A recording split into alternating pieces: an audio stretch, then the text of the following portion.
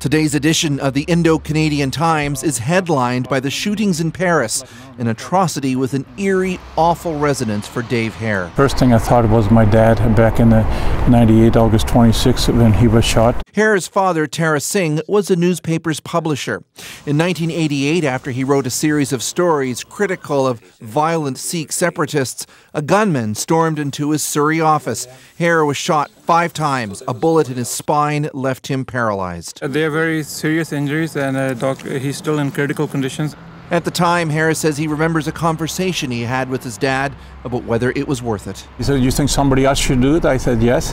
And he said, "Well, then somebody else's life is less important than mine." 10 years after that attack, a different assassin shot Hare dead in his garage. In Canada, attempts on journalists' lives are extremely rare, though intimidation is not as uncommon as you might think.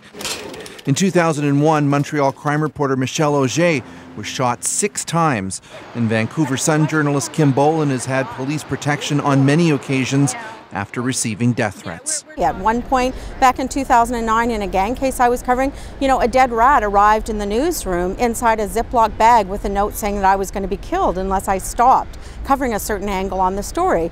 It was very terrifying for people in the newsroom. Today, Bolan and other journalists said the worst response to the Paris attacks would be for writers or cartoonists to start censoring themselves out of fear. I think that's going to give a lot of people pause right before they click publish, and then I think they're going to go ahead and publish anyway. I don't think that this is going to stop anyone. I don't think that, I think that the reaction has been very strong in the opposite way. People are more committed than ever to free expression. Dave Hare says he's certain his father would have seen it the same way.